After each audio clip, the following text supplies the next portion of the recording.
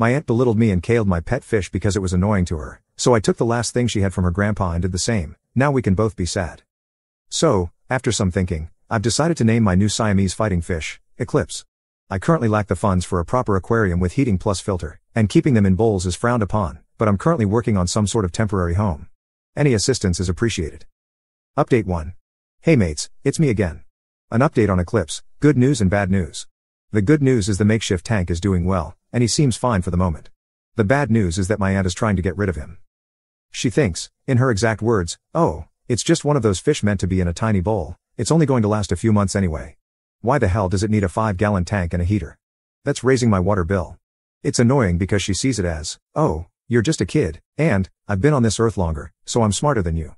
It's already hard enough to keep Eclipse alive until his aquarium gets here, which should be later on today, and now I have my aunt attempting to literally unalive him.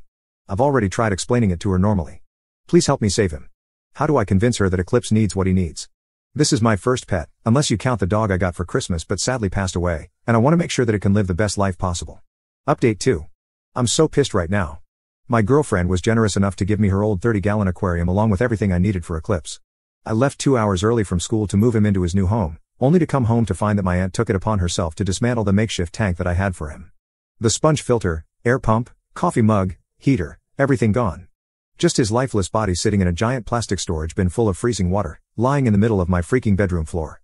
And when I confronted her about it, she simply said, "I told you didn't need all that crap." That's what fish do, they swim and unalive. Why can't people just realize that these fish actually matter to people? I'm so livid right now, literally on the verge of tears. I'm afraid of buying another one because I don't want the same thing to happen twice. I couldn't even get to experience having a healthy fish. It's not fair. I can never win. Rest in peace Eclipse, who lasted as long as its namesake. Edit. Screw her. Once she left to run errands, I went into the living room and grabbed her picture of her deceased grandfather, the only thing she has left related to him, and I dismantled the frame, bit by bit.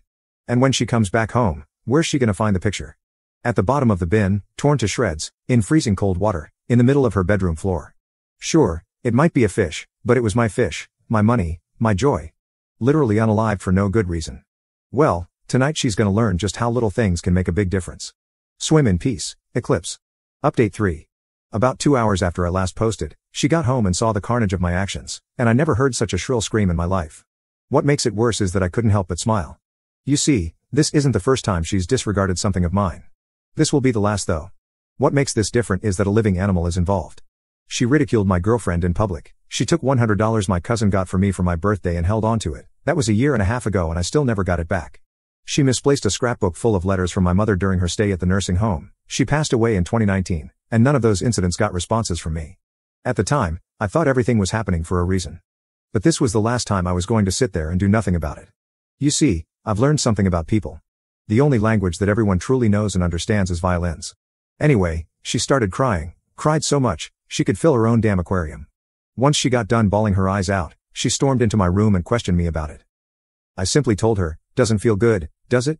To have your precious things disregarded? I bet it doesn't. Besides, didn't your grandpa hate you because you refused to look after his grandson? He never wanted to see you again, and that includes beyond the grave." She then proceeded to threaten to have me arrested for destruction of property. I argued that I could do the same for animal cruelty. After an hour or so of this, she finally said, "One day you're gonna learn to stop touching people's crap," and proceeded to leave the room. I responded, "And you learned that lesson today. Was that disrespectful?" "Oh, for sure. You can call me a monster, a jerk, a demon, a piece of crap, all of the above for all I care. None of that stopped me from having something I haven't had in a while, a good night's sleep." Now, some people were saying that the fish was as good as gone anyway. And yes, I bought the fish without knowing what it needed, so I went to my friends over at r/Betafish, and they gave me the idea of a makeshift tank. And yes, everything was perfectly safe for Eclipse. The plastic storage bin was cleaned and rinsed and filled with room temperature water, along with a water conditioner. It had the coffee mug to hide in, the sponge and air pump as the filter, and a small heater next to it. It even had some sand in it. Sure, it wasn't the best thing, but I can assure you, if she didn't touch that tank, Eclipse would still be alive today. You can also argue that I only had it for a day. Why does that matter? If you had a puppy for a day, and your loved one took away everything it needed and left it outside, how would you feel? Some people would say they aren't the same thing, but they are.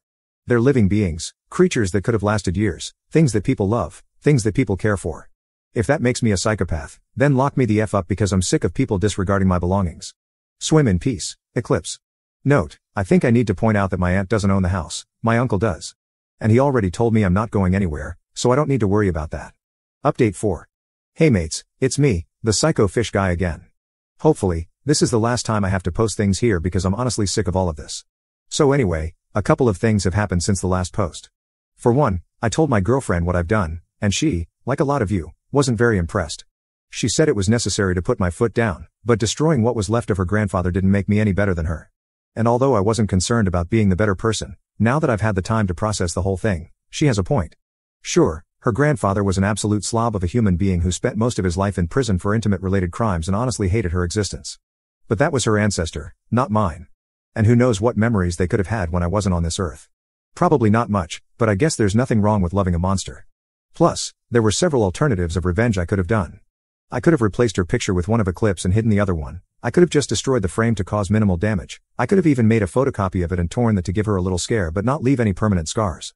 But I didn't, and the fact that destroying essentially her family relic was the first thought I had, and I didn't even reconsider it for a single second or even feel bad when hearing her in straight anguish, actually has me concerned.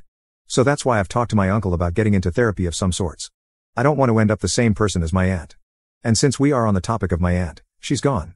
Just about an hour and a half ago, I got a call from my uncle. He told me that, for my aunt's safety, she is no longer welcome at this home. And by the time I get home today, she and all her belongings will be out of the house. Kinda ironic, isn't it? I don't know if they got into an argument, or if he found out about something, or maybe he's been trying to find an excuse to do this for a while. Note, they are not married, so it's not gonna be a divorce. And to put it frankly, I don't know how to feel. I feel like crap because I know this is all my fault. Maybe if I didn't get so angry and were a better person, this wouldn't have happened. But at the same time, maybe this is the start of a new beginning. Maybe I can spend the last of my childhood in peace and not have to worry about privacy or boundaries. And as for my aunt, part of me hopes she gets hit by a bus and becomes left to rot. But another part of me genuinely wishes the best for her. After all, she wasn't always a bad person. We actually had some great moments in life. Hopefully, she can reunite with her family and find some other item of her grandfather's. I doubt it, but it's always nice to have faith. At the end of the day, I think this is honestly the best way this could have ended. No one got hurt, no one is in trouble with the law, and no one is homeless. That last one is a bit iffy, but I doubt my uncle would put her out if she didn't have nowhere else to go. Long story short, I could have done something far less harmful, but that's the only way some people learn, fire with fire. And I wanted to address some things. I'm 17 years old, and I'll be 18 in a few months. I plan on getting another fish, but not at least for another 6 weeks so we can properly set up everything. I think I'm gonna leave it at my girlfriend's house just to be safe. I was thinking of naming it Daybreak, but I don't know yet. To the people who were saying I need therapy, I can't thank you enough. For once, I feel that I'm going to get some help that will help me further down the road. Swim in peace, Eclipse.